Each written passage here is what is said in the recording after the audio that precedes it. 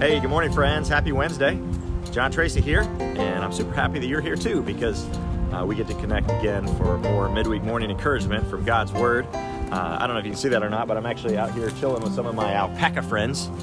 They seem to be the official animal mascot of Odessa, Florida, where one of our two congregations at Keystone Bible Church gathers, and I find them to be really great listeners. I love to come out here and talk to them, but I'm also looking forward to talking with you today as well.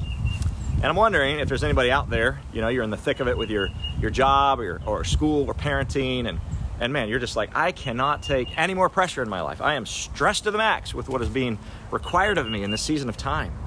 And not only that, but on top of all the other stuff you have to do, maybe you've even gotten like that little extra dose of criticism from other people lately.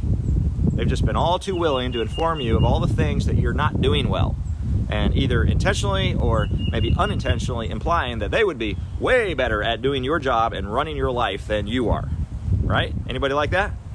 Maybe you've had a rough conversation with a family member this week, or an unpleasant email from the boss or some employee, a critical phone call from a friend, and so now you just feel like, everybody is coming and hitting you from every direction about how bad your decisions are and how bad your life choices are.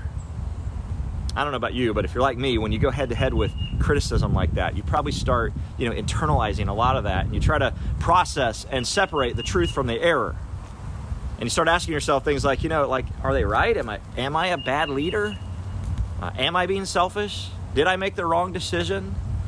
And I think actually that kind of humble self-examination is a really good thing, and certainly can be a tool that the Lord uses to help us grow. Like it says in Proverbs 27:6, faithful are the wounds of a friend, right? So again, that can be a good thing that the Lord uses to take us to a better place, even though every one of those criticisms delivered is not necessarily an accurate depiction of reality.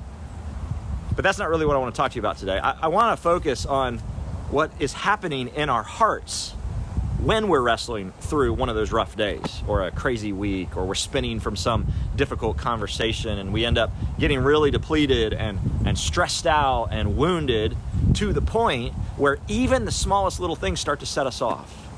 Like if you're a parent, I'm sure this has happened to you before, where some really minuscule skirmish happens with one of your kids at home. Like maybe you ask your son to take out the trash, let's say, and instead of immediately dropping his video game controller, and rushing out to take out the trash, there's a delayed response, and you just totally lose your patience, and you yell at him, you lose it. Anybody? Yeah, I've definitely been there before. So what happens? He gets up, of course he's going to do the thing that you demanded because he has to, but then he storms off to his room, and you storm off to your room feeling like a total loser parent, right? Anybody out there? Am I the only one? And so now you're laying there in your bed, you're trying to fall asleep, and you've got that weight of guilt and shame pressing down on you, reminding you of just how bad of a parent you really are. And all the other frustrations and tensions that you were already carrying from the criticisms of other people and the pressures of life and work just pile on top of this thing that has now happened in your home. And you start to conclude, you know what? They're right. I am a terrible person. Now, of course, the solution when you've lost it with somebody that you love is to go humble yourself and confess it and ask for forgiveness. That guilt and shame that you're feeling is actually God's way of getting you to get up and go make it right with the people you love. Maybe some of you even need to do that right now before you go any further in your day. But here's what I really want you to think about. I want to try and help you process this morning and think through. In those kinds of moments when we lose it over something seemingly small, isn't it true that our angry response is not typically as much about the significance of, let's say, that chore that we're demanding to be done, as it is about trying to prove to ourselves and to others that we really are in charge? In other words, in that example, the anger wasn't because, taking out the trash was such an urgent, critical task that it absolutely had to be done at that very moment, or, life as we know it would come to an end. No, it had nothing to do with that. The anger was an overflow of all the other frustrations caused by all the other things going on in other areas of life. In other words, whenever we start to feel insecure as a person, and we get fearful of losing control or not performing well, and we get really upset and hurt over how people are treating us and what they're thinking about us, we need to be very self-aware in those moments of our propensity to let all of that boil over onto other people in our lives who we love. I mean, how often do we snap at our kids or our spouse or our close friends because we're feeling a ton of stress at work? So they just become the targets of our frustration that we're bottling up internally. And we take out our reactions over all that other stuff that's going on in our lives on the people closest to us who really have nothing to do with that other situation. Like maybe you're really frustrated with your wife or your husband about XYZ, but the reality is that if you just pause for a moment and think about what's really going on in your heart, maybe you'd realize that you're really just feeling nervous about your finances. But that subconscious nervousness about your finances or some big decision that you've got to make ends up causing you to make your wife the target of your fear and your frustration.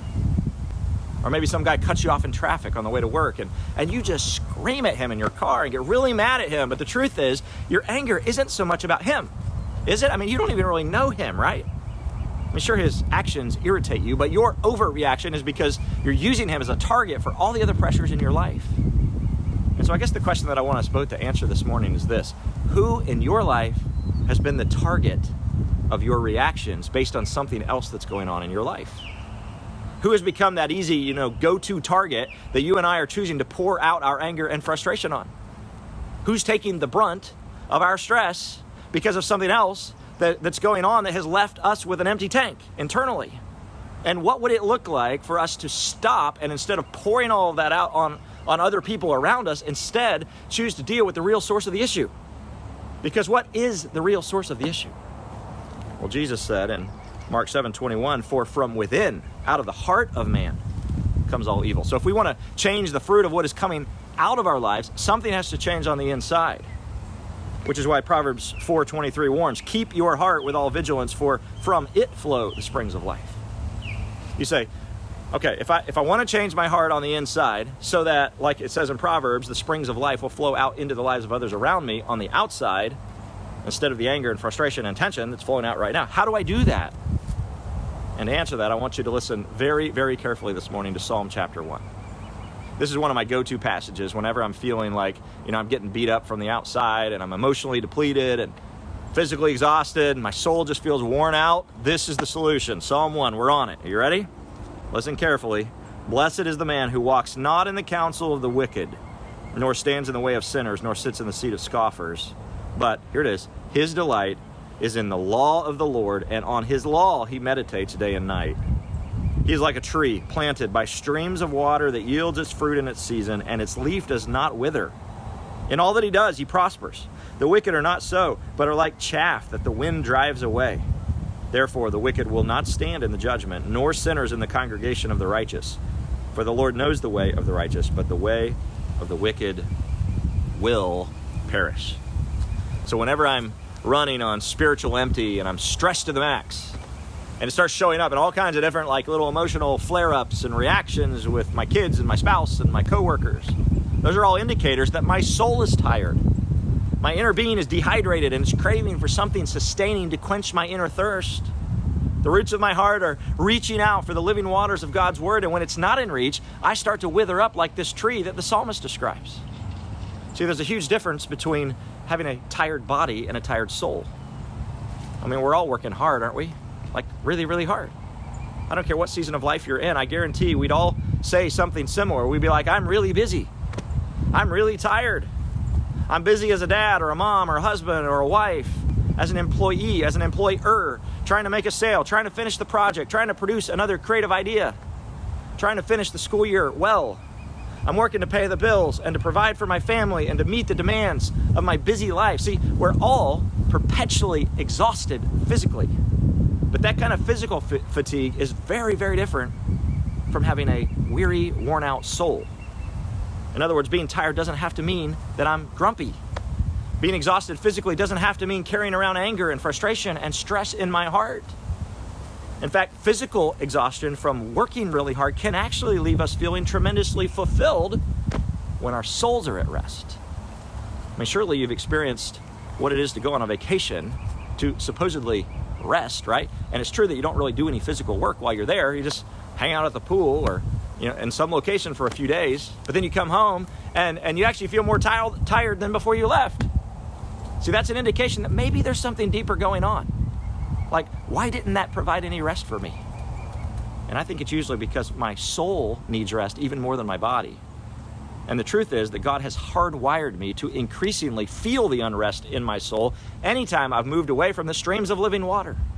My soul will wither and struggle to produce the good fruit of love, joy, and peace in my life, and eventually it will even die without it. So if this little chat has made you suddenly aware that your check engine light is flashing on the dashboard of your soul because it's been way, way too long since you drank deeply from the fresh living water of the Word, then let me encourage you right now, wherever you're listening to this, at work or home or on your commute, whatever you're doing, right now, just ask yourself, where is the gauge on my spiritual soul tank? You know, not where do you want it to be tomorrow, or where was it a couple days ago or a couple years ago? But right now, in this moment, is your spiritual soul tank full? Is your heart at rest? Are you at peace and contentment with what God is doing and providing in your life, even if it's difficult? Or do you feel a deep emptiness in your soul, like you're perpetually running on fumes and you're just one more frustration away from blowing up at somebody? Listen, friend, you know your soul is on empty when you've lost sight of where God is actually trying to take you. And instead, you're disinterested in what He's trying to accomplish in and through your life. And so you've gotten hyper-focused on all the little things around you that actually, let's be honest, they don't even matter at all in the big picture. And it's resulting in snapping at your kids and, taking out your frustrations on your spouse and blowing up at the guy who cut you off on the highway. You're getting angry and irritated at that dude at work. Or you're all wound up about, people that you hardly even know who are posting dumb stuff on social media. I mean, come on. You're ticked off at the news. You're hyped up about a bunch of things that won't even matter one iota, even 1 year from now, much less a century from now when we're in eternity together. See, if any of that describes you, then my encouragement to you is to come back to the living waters and refill your soul tank with the goodness of God and find rest in relationship with Jesus and His Word. Wake up a little earlier if you have to, because your soul rest is even more important than your body rest. Be proactive about this. Spend some time with the Lord. Allow Him to speak identity and truth over you from the Scriptures. Spend time intentionally pouring out your heart to Him in prayer. Plead with Him to produce that spiritual fruit of love, joy, peace, long-suffering, gentleness, goodness, and faith in your life, that you would be steadfast and stable and be able to speak life into other people that you love, even when you're under pressure. May we talk less today and listen more and fill our tanks with Jesus and His Word rather than the things of this world. And may we be men and women who are planted deeply like a tree near the living water so that we will yield good fruit and our leaves won't wither even when the pressures of life come. I hope that's helpful for you as you live on mission for Jesus Christ the Lord today. And I'll look forward to seeing you again soon for more Midweek Morning Encouragement.